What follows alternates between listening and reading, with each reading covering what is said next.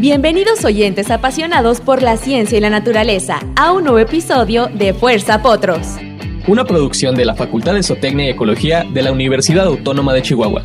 Hoy nos sumergimos en el emocionante mundo de la zootecnia y la ecología, dos campos que nos conectan directamente con nuestro entorno y sus habitantes. ¿Listos para explorar descubrimientos científicos y consejos prácticos? Prepárense para un programa lleno de conocimiento y acción. ¡Iniciamos! ¡Fuerza Potros! Hola, ¿qué tal amigos de Radio Universidad? Yo soy Andrés Martínez y es un placer estar aquí en el programa de Fuerza Potros, el programa de la Facultad de Zootecnia y Ecología. Saludamos a nuestros amigos que nos sintonizan aquí en Chihuahua por el 88.1, a la gente de Cuauhtémoc por el 105.7, en el 92.1 en Ciudad Delicias y por el 89.1 en Hidalgo del Parral. El día de hoy tenemos un invitado muy especial, un catedrático e investigador de la Facultad de Zootecnia y Ecología, el doctor Federico Villarreal Guerrero. Buenos días. ¿Qué tal? Buenos días, Andrés. Muchas gracias por tu invitación. Placer estar aquí. Me da mucho gusto que has atendido a esta invitación. Sabemos que tu agenda es muy cerrada, debido a que tienes muchas ocupaciones. Nos da mucho gusto que siempre estés haciendo investigación con tus alumnos, prácticas, etcétera. Pero me gustaría mucho saber ¿dónde nació Federico Villarreal? Porque sé que eres de Chihuahua. Sí, pues fíjate que mucha gente de la comunidad, en la universidad, en la Facultad de Zootecnia, particularmente, Zootecnia y Ecología, piensan que no soy de Chihuahua. Sí nací en Chihuahua, yo soy de Satebo, Chihuahua. Lo que pasa que estuve muchos años fuera porque desde los 15 años me fui a estudiar la preparación en la preparatoria de la Universidad Autónoma de Chapingo. Y posteriormente estudié en Delicias y me fui a otros lugares a seguir estudiando y entonces trabajé en San Luis Potosí y para cuando llegué como catedrático ya formado, como venía de San Luis Potosí, entre comillas, muchos creen que soy de allá, pero en realidad yo soy oriundo de Satebo. Ya te malcreaste en muchos lugares por eso. Agarré otros acentos Exacto. Y todo el rollo. No, pero muy enriquecedor toda la trayectoria. Si me permites, mira, yo estudié en Chapingo, como les menciono. Mi formación es en Ingeniería Mecánica Agrícola. Fíjate, Ingeniería Mecánica. Posteriormente estudié una maestría en Ciencias en Horticultura. Aclaro, la Universidad Autónoma de Chapingo es una universidad meramente agropecuaria. Agronomía es su especialidad de toda la universidad y todas sus carreras. Mi carrera es Ingeniería Mecánica Agrícola. Posteriormente estudié maestría en Ciencias en Horticultura y aquí en la Universidad Autónoma de Chihuahua, en la Facultad de Ciencias Agrícolas y Forestales. Todos mis profes de allá de Delicias, saludos. Y posteriormente, después de trabajar para el INIFAP, el Instituto Nacional de Investigaciones Forestales, Agrícolas y Pecuarias, pero como prestador de servicios profesionales, no como planta. Como investigador así. Como investigador completo. Como con una planta de tiempo indeterminado. No, más bien como prestador de servicios. Y posteriormente decidirme al doctorado a la Universidad de Arizona. Ahí estudié Ingeniería Agrícola y Biosistemas, entonces les comento a mis compañeros, yo estudié la mecánica en la licenciatura, pero la mecánica sobre las plantas, la producción de plantas. Después estudié Fisiología de plantas, cómo funcionan las plantas. Y en Biosistemas, en el doctorado, me especialicé mucho en las plantas y las respuestas de las plantas al ambiente. Mucho de trabajar en invernaderos, cultivos protegidos. Y evaluar las respuestas con tecnología, sensores remotos, sensores de contacto.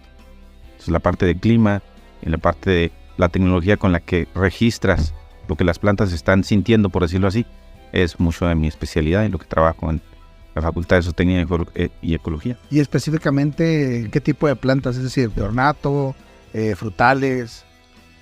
Sí, mira, me ha tocado de varias. Cuando egresé del doctorado, fui contratado por la Universidad Autónoma de San Luis Potosí, una plaza similar a la que tengo ahorita aquí en la Autónoma de Chihuahua. Y allá se imparte una carrera que se llama Ingeniería Agronómica en Producción en Invernaderos. Entonces, la parte de cultivos, los de mayor importancia económica, bueno, al menos en México, estamos hablando del tomate, el chile, la calabacita, el pimiento, la sandía, el melón de hoja ancha. Todas esas cultivos los trabajé mucho, censando sus respuestas al ambiente. Siempre clima, respuestas. En ambientes controlados mucho, porque tú lo que quieres es manipular esos factores para poder ¿sí? Poder medirlos, poder manipularlos y registrar la respuesta de la planta. Y ahora en ecología, como me especialicé en fisiología vegetal, me buscaron en ecología para dar ese tipo de materias, fisiología vegetal, clima, y ahorita nos especializamos mucho en plantas nativas, tanto plantas de hoja ancha, sí, como podría ser un arbusto, como un carnero de Aleavicolor, sí, podría ser el ocotillo, plantas de importancia ecológica y económica en el desierto, o podrían ser plantas como los zacates, o sea, pasto navajita, pasto banderita, y hemos también estudiado cactáceas, todas con una importancia ecológica principalmente, y nos gusta mucho enfocarnos en plantas que son así, nativas, y si están en peligro, pues queremos estudiar cómo se comportan ellas, qué los depara el futuro, sobre todo en escenarios del cambio climático. Si el clima es cambiante, ¿cómo podemos nosotros tomar decisiones sobre esas comunidades para mitigar los efectos que va a tener el fenómeno del cambio climático sobre esas comunidades nativas? Hay personas que no creen en el cambio climático, gobiernos que dicen, no es cierto, no ocurre el cambio climático. ¿Qué variables tenemos así bien, o sea, que nos dan la seguridad que está el cambio climático ahorita? Sí, tienes razón, es un tema polémico. Muchas personas no creen en el cambio climático, incluso algunos líderes mundiales sí, que hemos tenido y que tenemos. Yo creo que mi punto de vista es que ellos dicen que no creen, pues porque hay a lo mejor de fondo motivos económicos, ¿no? Poderosos. Pero el cambio climático es irrefutable. O sea, si hablamos desde el punto de vista científico, los estudios académicos que existen sobre el cambio climático, es realmente irrefutable. El cambio climático existe, el planeta se ha calentado, particularmente desde que inició la revolución industrial, a mediados del siglo XVIII hasta la fecha, y ese calentamiento ha sido acelerado, principalmente porque producto de nuestras actividades antropogénicas, transporte, producción de electricidad, agricultura, todo eso emite gases de efecto invernadero. Esos gases de efecto invernadero están concentrándose en la atmósfera, digamos que aceleradamente, de manera exponencial, y entonces está produciendo un calentamiento. Y ese calentamiento no es nada más que aumento en la variabilidad del clima. Y eso es lo que conocemos como cambio climático. Exacto. Muchos productores, sobre todo los de temporal, dicen, oye, es que antes llovía más, o antes llovía en tal fecha, yo sembraba y ya estaba lista mi parcela para que cayera la lluvia. Entonces, ahorita, este año que fue muy malo para los agricultores, dijeron, oye, ¿sabes qué? Si es cosa del cambio climático. Sí, como que se están sensibilizando cada vez más, ¿verdad? Incluso personas mayores de edad, sí, recuerdan. Fíjate, particularmente en Satebú me decía un señor, tiene 80 años, yo creo el señor, y vive en un ejido que se formó en 1968, muy joven el ejido en Satebú, Plutarco Elías Calle se llama el ejido. Él dice, llegó joven a ese ejido, nunca ningún año habían dejado de sembrar, hasta este año, porque este año la cantidad de lluvia fue muy muy poca en esa zona y no sembraron, y son efectos del cambio climático. Tenemos eventos meteorológicos extremos cada vez con mayor frecuencia. ¿Recuerdas la helada de 2011? Sí. Y una sequía muy fuerte en el 2011. Fíjate, hablando de sequías, yo me acuerdo en el 96, por ahí, sequías muy fuerte de varios años. 2011, 2012, después el 2020 fue muy seco, y 2023 muy seco, como que la frecuencia está aumentando, ¿verdad? Como que se están cerrando, porque dicen, no, es que es cíclico esto. Siempre como que el ciclo se va cerrando. Esos patrones están cambiando, y también es muy notorio. Y fíjate, con opiniones empíricas de señores mayores, dice, y también está demostrado desde el punto de vista académico, la temporada de lluvias se ha movido meses hacia adelante. Era muy, muy común que en junio lloviera. Por ejemplo, este año sí fue muy atípico, pero el año pasado yo creo que en julio empezó a llover. Y años atrás, empieza en julio, a veces que la última semana de julio ha empezado a llover. Entonces, cuando era en junio, y hasta dichos existían, lluvias de abril, mazorcas de abril. Sí. O sea, que en abril. O sea, que llovía en abril, ¿no? Era esa humedad residual, la aprovechaban para sembrar maíz. Entonces, sí está cambiando. Los patrones son muy erráticos cada vez más. Es algo que está estudiado y está proyectado por los expertos. Las zonas áridas y semiáridas del planeta hay que estar preparados porque se espera una reducción de hasta el 20% en la precipitación anual, con cambios, con patrones erráticos. ¿Sí? Y estamos hablando de lluvia. De lluvia. Temperatura. Sí, la parte del calentamiento global, eso es, como lo digo, global. El aumento de la temperatura es proporcional, por decirlo de alguna manera, a la concentración de gases de efecto invernadero. Que estos gases se les llama así porque particularmente son muy amigables a absorber la radiación que viene del sol, convertirla en calor, aumentar su temperatura. Y un cuerpo, entre más temperatura tenga, un cuerpo o masa, entre más temperatura tenga, más irradia, una radiación propia, ¿no? Uh-huh. Entonces, esos gases reemiten parte de esa radiación a la Tierra y entonces hay más energía atrapada en esa atmósfera. Y esa atmósfera no es nada más que un sistema termodinámico. Si tiene más energía, puede hacer más trabajo. ¿Cuál es la chamba de la atmósfera? El clima. Una atmósfera no puede ser más clima o menos clima. Pues sí, pero más energía quiere decir, se va a traducir en eventos meteorológicos extremos con mayor frecuencia. Así es como termodinámicamente se explica el cambio climático.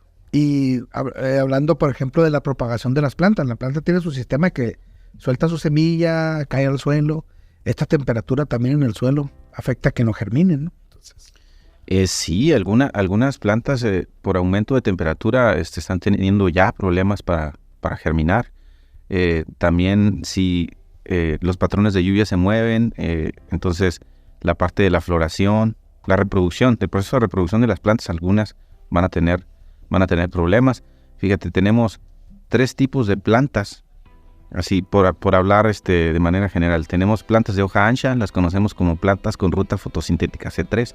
Tenemos plantas como las gramíneas, los zacates, son plantas con rutas fotosintéticas C4, y tenemos las suculentas, las cactáceas, son las CAM que decimos. Ellas absorben o capturan de manera diferente el dióxido de carbono que está en la atmósfera. El dióxido de carbono es como un fertilizante aéreo, es un insumo para la fotosíntesis. Entonces, está comprobado que las plantas de hoja ancha, que son la mayoría del mundo, se van a ver beneficiadas con un aumento del CO2, van a producir más. Lo que pasa que más dióxido de carbono va a exigir más producción, más fotosíntesis, pero la fotosíntesis también necesita más agua, también necesita más nutrientes. Entonces los expertos dicen, para las zonas áridas y semiáridas, la disponibilidad de agua en el suelo puede ser un problema con la reducción de la precipitación y una mayor exigencia de las plantas, porque las plantas van a tener más dióxido de carbono para consumir. Entonces, y otros estudios también indican la fertilidad por nitrógeno, que es un macronutriente. La fertilidad en los suelos, sobre todo en áreas que no son cultivadas, que en áreas cultivadas puedes proveer ese nitrógeno, lo cual también implica mayores costos, ¿va? Pero en sistemas naturales, baja fertilidad de suelos por nitrógeno, porque el nitrógeno se utiliza en grandes cantidades en las plantas para la síntesis de proteínas. En cambio, en las plantas como los zacates, fíjate, esos han evolucionado con respecto a las de hoja ancha. Las de hoja ancha hablo como tomate, chile, las icónicas, ¿no? Cultivos. Los zacates, ellos tienen la capacidad de cerrar sus estomas. Los estomas son los agujeritos que tienen las plantas en las hojas, por donde entra el dióxido de carbono. Pueden cerrarlo poquito porque así como entra dióxido de carbono, se escapa agua. Entonces, si cierras tus estomas, puedes seguir capturando suficiente CO2. Así evolucionaron las plantas y pierden menos agua. Entonces, la eficiencia en el uso del agua de esas plantas aumenta. Y esas plantas por eso han evolucionado para ser más adaptadas a climas áridos y semiáridos. Y las cactáceas, por excelencia, son las más adaptadas a un ambiente adverso. ¿Sí? Las cactáceas particularmente cierran esas células de las que estamos hablando, esos poros, estomas, los cierran durante el día para evitar la pérdida de agua. Entonces imagínate, yo he leído estudios donde esas plantas, por tener sus estomas cerrados, su temperatura aumenta demasiado, que no se pueden enfriar, las plantas se enfrían transpirando como nosotros. Y hay registros de pencas, de nopales en San Luis Potosí, con temperaturas de 70 grados centígrados por 3-4 horas en un día, y no se mueren, y no se afectan, para que veas cómo han evolucionado esas plantas para estar en esos ambientes rústicos. Y son las plantas que a nivel global menos estudiamos, porque estudiamos mucho las respuestas, pero las plantas que económicamente son importantes, los cultivos. Sí, claro, los cultivos. Y luego después, en orden de importancia, las gramíneas. Y en último orden de importancia, estamos hablando de número de estudios, ¿verdad? Las suculentas. Y la tendencia ahora es, a ver, vamos a estudiar las suculentas, son las que mejor la hacen en ambientes adversos, son las que ya tienen la fórmula para sobrevivir ante el cambio climático. Son hipótesis, ¿no? Sí. Entonces los estudian desde el punto de vista genómico, de sus respuestas fisiológicas, de la eficiencia en el uso del agua, todo eso porque quieren entender. Y lo dicen, a ver, ella responde de esta manera, ¿cómo sería en un cultivo para que pudieran tener esa misma respuesta? Entonces muchos dicen, no, pues genes de las cactáceas las pasamos a un cultivo, lo cual es un tema muy polémico. Sí, Pero sobre todo por esta forma de fotosíntesis, ¿no? sí, bueno, pero Desde ahí empezamos con, ahora a lo mejor también, ahorita que hablamos de la germinación, si germinan después de tiempo, también la exposición solar es distinta. Entonces, es otro factor que también puede incidir en que hagas una mezcla de dos plantas y que le echen la culpa a otra cosa, ¿no? sí, o dicen, no, pues que si tú ya traes genes de otra especie, pues te estás jugando a ser Dios o cómo. O, bueno, es un tema muy polémico, Sí, claro. no quisiera yo ahondar en eso. Pero sí, por ejemplo, dices, a ver, este es el genoma de una suculenta, de una cactácea. Y cuando yo la expongo a condiciones adversas de sequía o de altas temperaturas, mira cuáles genes se sobreexpresan. Y en ese mapa genético, a ver el mapa genético de un cultivo de importancia como el maíz, como el tomate. A ver qué región del genoma debiera sobreexpresarse. ¿Sí me entiendes? Pues, Sí. sí pueden decir, es esta parte en la que tenemos que estimular. Ahora, nosotros estudiamos cómo responde con respecto a una variable, a otra variable del clima. Pero la parte de las respuestas de las plantas a los efectos combinados, por ejemplo, el cambio climático dice que simultáneamente vamos a tener mayores concentraciones de CO2, menos agua y mayor temperatura. ¿Ya? Entonces, esas tres, al menos para las zonas áridas y semiáridas del planeta, sobre todo para nuestra región, norte de México, sur de Estados Unidos. ¿Cómo las plantas van a responder de manera, cómo van a responder fisiológicamente a el efecto combinado de esas variables? Sí. Ahora, tú puedes hacer un experimento y todo y tenerlo meses y todo. Pues sí, pero existen estudios donde dicen es que las plantas se aclimatan. Hay un efecto, tienen una respuesta inicial y pasa cierto tiempo y luego se aclimatan, es decir, su respuesta vuelve o regresa en intensidad. Pues sí, pero para algunas especies hacer experimentos de larga duración, como por ejemplo en pinos, representaría tener experimentos de 40, 50 años. Sí, claro. Y el costo de eso, ahí la importancia de los modelos matemáticos. Con modelos matemáticos tú necesitas proyectar, predecir qué pudiera pasar. Y también esa parte nosotros, como grupo de investigación en la facultad, le entramos a esa parte, a ver cómo alimentamos modelos para ahorrar costos y proyectar qué pueda pasar como efectos del cambio climático. Y entonces si encontramos patrones particulares de importancia, experimentamos con eso, pero ya a un nivel más enfocado. Y tienes una base, ¿no? Sí, para no invertir recursos como en todo un abanico de posibilidades, es muy costoso. Sí, es como si quisiéramos ver qué pasa con el tamarindo, ¿no? 80 años para que crezca el árbol y dé frutos, ¿no? Es mejor hacer unos modelos, ¿no? Modelamos cómo funcionaría y luego ya después aplicarlo. Ándale, sí, porque lo otro pues es que económicamente puede ser no factible, ¿no? Exacto. Y incluso existen experimentos de cambio climático, sí, de larga duración, que tienen 15 a 20 años y siguen en campo abierto, con cámaras, inyectando CO2, porque están muy interesados, sobre todo en plantas maderables, porque están muy interesados en ver el efecto del cambio climático en una larga duración. Años.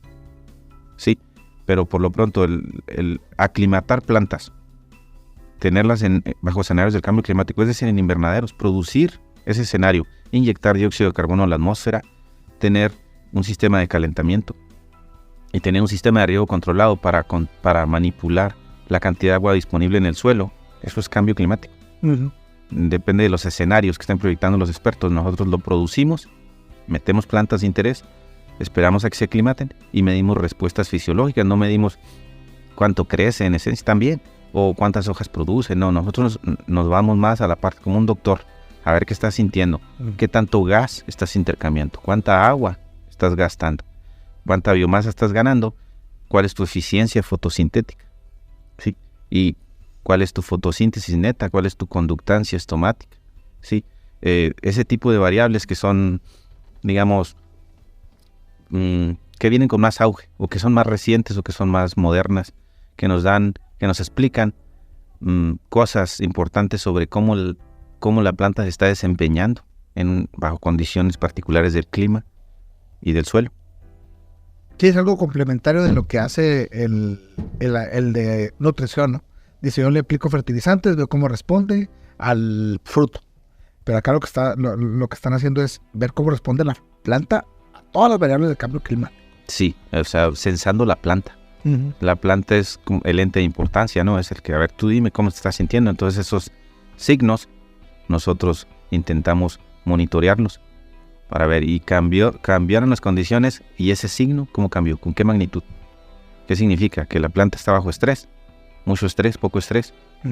Sí, porque puede ser positivos o negativos las reacciones, ¿no? En la planta. Sí, un ejemplo es que las plantas de hoja ancha con más dióxido de carbono, es positiva en la respuesta, más producción. Siempre y cuando los demás suministros para la fotosíntesis estén ahí disponibles, ¿no? Sí, luz y agua. Sí, nutrientes. Así es. ¿Qué trabajos de investigación tenemos ahorita? O sea, lo que estás haciendo ahorita con tus alumnos. Sí, mira, ahorita nosotros estamos trabajando con plantas nativas. Bueno, como grupo de investigación trabajamos varios temas. Yo me colaboro mucho con gente experta en pastizales, muy, muy interesante. Yo ahí ayudo mucho en la parte de fisiología, y también trabajo mucho con profesores, miembros del mismo grupo, que son expertos en geomática, en el monitoreo de recursos naturales a gran escala. Entonces la parte de respuesta de las plantas ahí embona muy bien, se complementa muy bien. Y ellos colaboran conmigo en proyectos como, por ejemplo, cómo responden fisiológicamente las plantas ante el cambio climático, plantas icónicas como zacate banderita, zacate navajita. Ahorita estamos trabajando con ocotillo, chamizo y con carnero. Son arbustos. Uh-huh. Y ellos son de importancia. El carnero y el chamizo muy importantes para el ganado y muy importantes en la producción de metabolitos secundarios. ¿Qué son estos metabolitos secundarios? Aceites esenciales. El contenido de esos aceites esenciales es de gran importancia para la industria, para la farmacéutica y para la nutrición. Entonces nosotros estamos viendo cómo el cambio climático va a afectar la producción de esos aceites esenciales, que se traducen en terpenos, flavonoides, algunos compuestos de importancia que tienen aplicaciones, por ejemplo, para mejorar el sueño.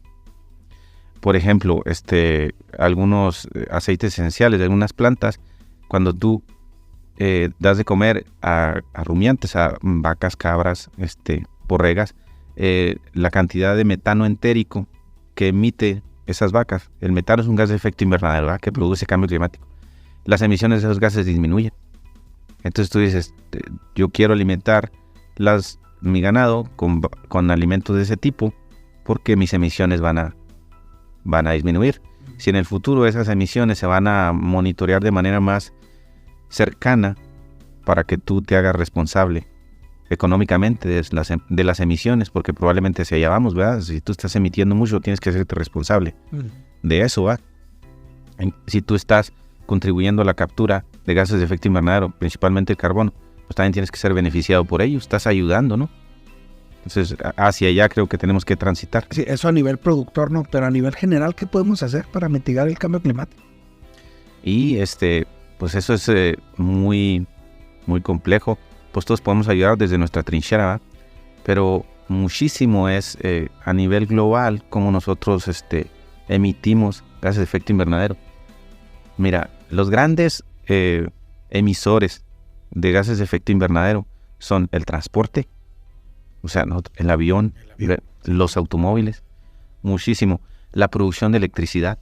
Nosotros, para producir electricidad, el 90% de la fuente de energía que utilizamos para producir electricidad es de fuente fósil, ya sea carbón mineral, gas natural, petróleo.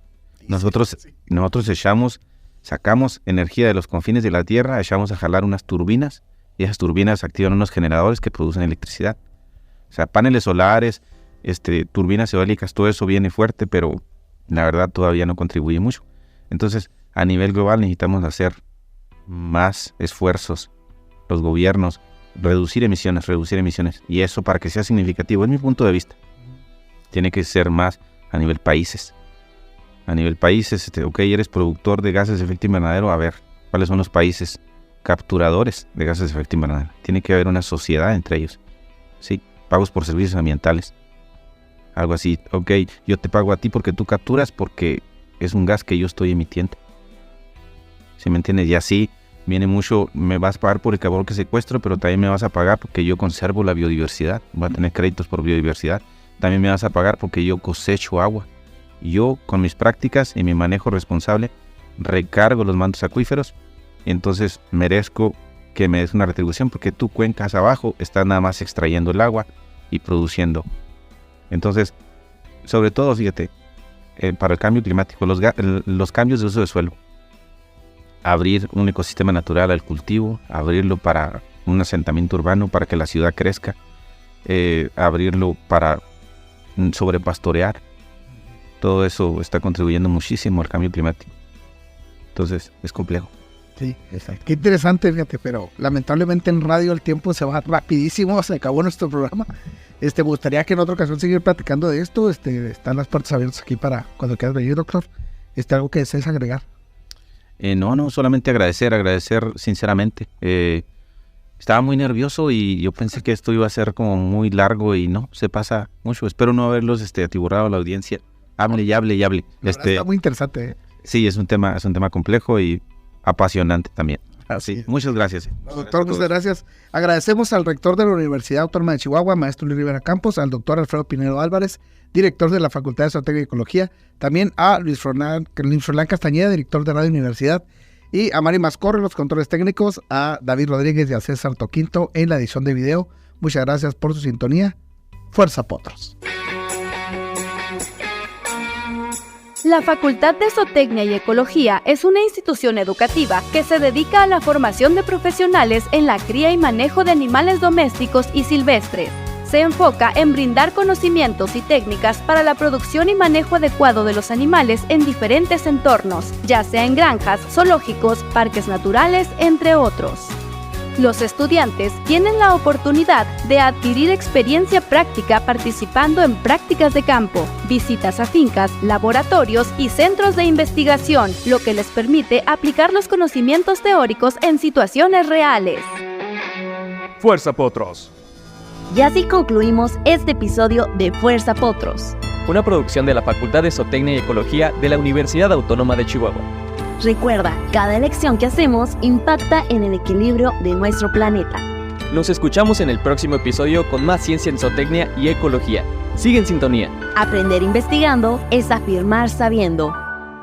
Fuerza Potros.